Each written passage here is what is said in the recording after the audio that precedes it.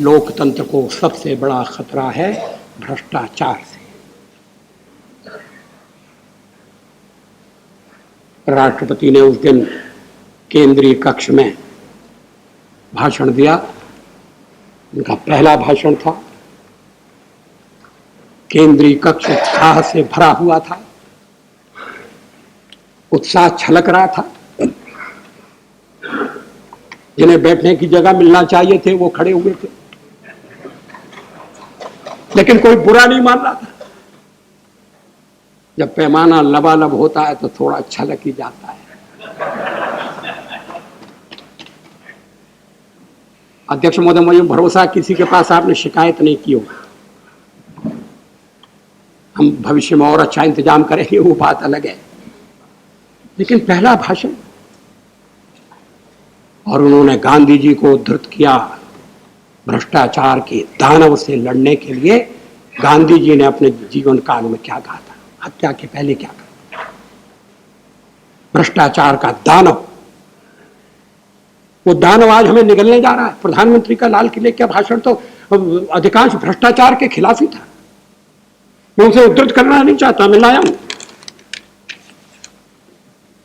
भ्रष्टाचार और रिश्वतखोरी की समाप्ति के लिए सत्याग्रह शुरू किया जाएगा। श्री गुजराल, सत्याग्रह की कल्पना अच्छी है, ये गांधी जी से ली है। लेकिन गांधी जी किसी दूसरे को सत्याग्रह करने के लिए कहते थे तो साथ साथ उस सत्याग्रह का नेतृत्व करने के लिए स्वयं भी आगे बढ़कर मैदान में आते थे।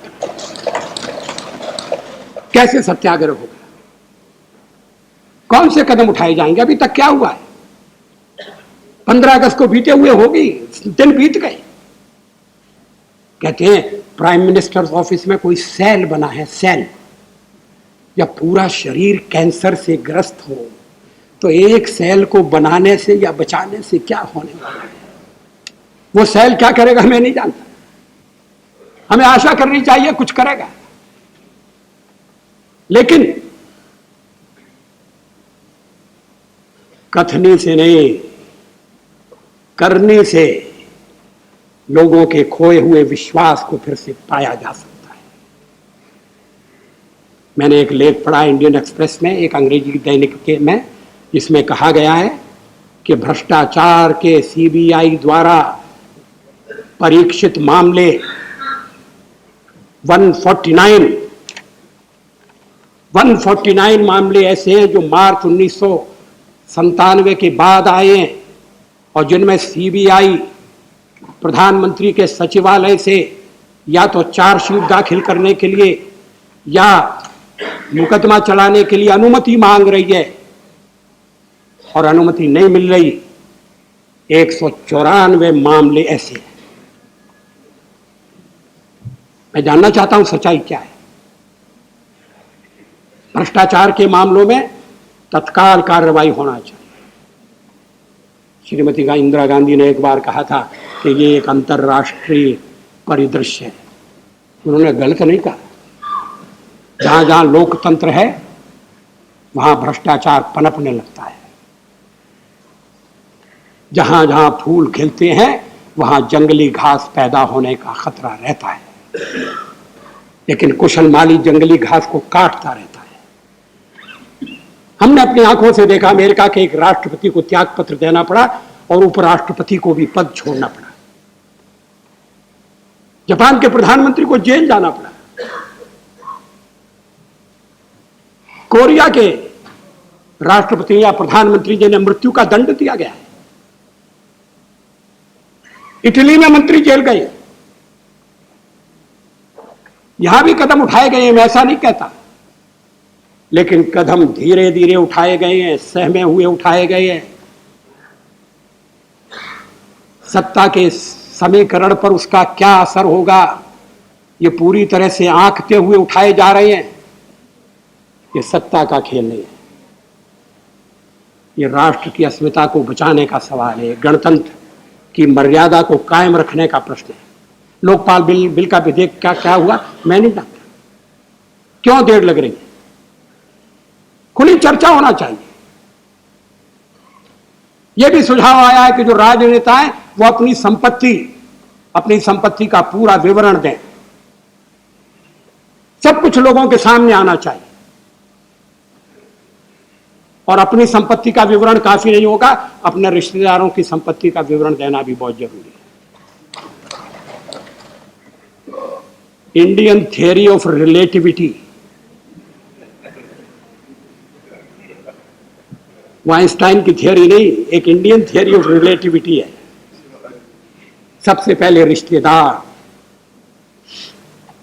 कोई राजनेता चुनकर आता है तो थोड़े दिनों में उसके सगे संबंधी मालदार कैसे बन जाते हैं, ये रहस्य मेरी समझ में अभी तक नहीं आया। क्या लक्ष्मी राती रात में प्रसन्न हो जाती है, या पराक्रम प्रकट हो जाता है? मैं नहीं जानता मुलायम सिंह जी क्यों मुझे टोक रहे। आपने अपना परिवार बनाया ही नहीं।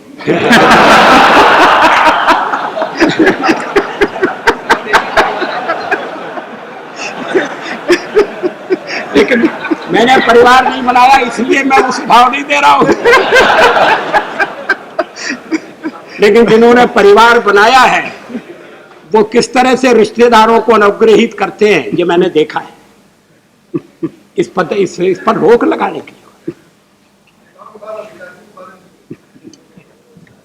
जी हां, जब हम भ्रष्टाचार की चर्चा करते हैं तो फिर राजनेता से लेकर नीचे तक आज जो भ्रष्टाचार व्याप्त हो रहा है उसकी चर्चा करते हैं। लेकिन अगर राजनेता निष्कलंक नहीं होंगे, अगर राजनेताओं का जीवन पारदर्शी नहीं होगा, तो अफसरों से कहना चाहिए, उनके विरुद्ध कार्रवाई भी करनी चाहिए, लेकिन वो नैतिक बल नहीं आएगा जिस नैतिक बल के आधार पर समाज बदला जाता है, व्यवस्था बदली जाती है। ये केवल कानून बनाने का मामला नहीं है। लोकतंत्र एक वातावरण की मांग करता है। लोकतंत्र एक नैतिक व्यवस्था है और वो लोकतंत्र दांव पर लगा है। अध्यक्ष महोदय, आपने आह्वान किया है हम स्वतंत्रता की दूसरी लड़ाई लड़ें, ऐसे भारत का निर्माण करें जिसमें न भय हो, न भूख हो, न भ्रष्टाचार हो। ऐसा भारत हमारे प्रयासों की प्रतीक्षा कर रहा है। हम संसार का सबसे बड़ा लोकतंत्र होने का दावा करते हैं और दावा ठीक भी है, संख्या की दृष्टि से हम सबसे बड़ा लोकतंत्र हैं। लेकिन अगर कोई विदेशी हमारे सदन की लॉबी में बैठकर देखे, जिस दिन हमारे सदस्य पूरे जोर में हों, हमारे लोकतंत्र के बारे में क्या राय बनाएगा। मैंने सभी नेताओं को, सदन में अलग अलग दलों के नेताओं को एक पत्र लिखा है।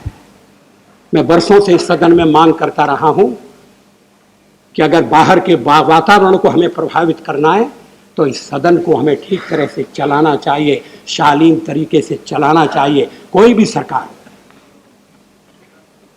क्या जरूरी है कि प्रश्नकाल में शोर शराबा शुरू कर दिया जाए? प्रश्नकाल तो सदस्यों का काल है। मंत्रियों को कटघरे में खड़ा किया जा सकता है, लेकिन उसके बिना खबर नहीं बनती है। मगर हम लोकतंत्र से बेखबर हो रहे हैं। मैंने सुझाव रखे, 3 सुझाव रखे। प्रश्नकाल में उपद्रव नहीं होना चाहिए और किसी को वेल में नहीं जाना चाहिए। अध्यक्ष महोदय, उस दिन आपका रोष मैंने देखा। मैं 57 से हूं। कभी कभी इच्छा होती है कि सदन में बैठना नहीं चाहिए, लेकिन न दैन्यम न पलायनम, हम भाग तो नहीं सकते, मगर ठीक तो कर सकते। क्या ये जरूरी है कि सदन में बिना वेल में बिना जाए खबर नहीं बनेगी? बनेगी, बनाना चाहिए। मीडिया को भी इस बात की आदत डालना चाहिए। नौजवान क्या कहेंगे, नई पीढ़ी क्या कहेगी, विधानमंडलों में क्या हो रहा है, चप्पलें फेंकी जा रही है। किसी को मुर्दा बनाकर ले आए और टेबल पर लिटा दिया। मैं एक दल को दोष नहीं दे रहा हूं, मैं अपने दल से भी जूझता रहा हूं इस सवाल पर। श्री चटर्जी वो शायद जानते हैं, लेकिन मैं हार मान लेता हूं। वो कहते साहब और तो रोकते नहीं। अरे और नहीं रोकते तो आप तो रुकिए, मगर सब मिलकर सामूहिक फैसला कर सकते हैं।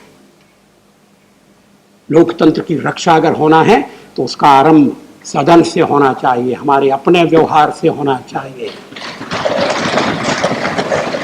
इसलिए नहीं कि आज वो सत्ता में है, वो तो ज्यादा दिन रहने वाले नहीं, कोई और दूसरा है, कोई चिंता नहीं है। लेकिन आचार का एक मानदंड, व्यवहार की एक कसौटी, संसार के सबसे बड़े लोकतंत्र का एक आगे बढ़ने का तरीका, आपने अपने भाषण में उल्लेख किया है कितना समय हम शोर शराबे में खर्च कर देते हैं, कानून तो बनते ही नहीं है। शायद सरकार सोचती है कानून बनेंगे तो उनका उल्लंघन होगा, इसलिए बनाओ ही मत। गंभीर विषय इस पर चर्चा भी नहीं होती। ये तो आपने विशेष आयोजन किया है, इसलिए हम सब लोग बैठकर सुन रहे हैं। अन्यथा जब गंभीर चर्चा का विषय आता है, सदन खाली हो जाता है, कोरम की घंटी बजती है। राष्ट्रीय सुरक्षा पर हम चर्चा चाहते थे, डिफेंस बजट पर बहस का मौका नहीं मिलता, विदेशी मंत्रालय की मांगों पर बहस का मौका नहीं मिलता।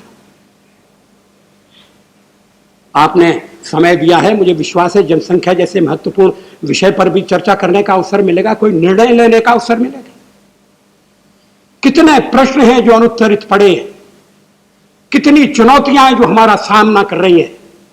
राजनीतिक मतभेदों के बावजूद कुछ मामलों में सबको मिलाकर चलने की जो हमारी पुरानी पद्धति है, और वही लोकतंत्र का आधार है। लोकतंत्र का हमने आयात नहीं किया है, पंच परमेश्वर की पुरानी कल्पना है। शास्त्रार्थ के आधार पर फैसले होते थे, ये इस देश की विरासत है। लेकिन हमने राष्ट्रीय पंचायत को एक मछली मार्केट बना दिया है। ये स्थिति बदलना चाहिए। और अगर 4 दिन का ये विशेष अधिवेशन हमें लेखा जोखा मिलाते हुए इस परिणाम पर पहुंचाता है कि यद्यपि हमारी उपलब्धियां हैं और हम उन उपलब्धियों पर गर्व कर सकते हैं, लेकिन जनता की अपेक्षाएं उससे ज्यादा हैं, जनता की आवश्यकताएं उससे भी ज्यादा हैं। और अगर हम सब मिलकर उन अपेक्षाओं और आवश्यकताओं की पूर्ति नहीं कर सकते तो आने वाला भारत हमें कभी क्षमा नहीं करेगा। धन्यवाद।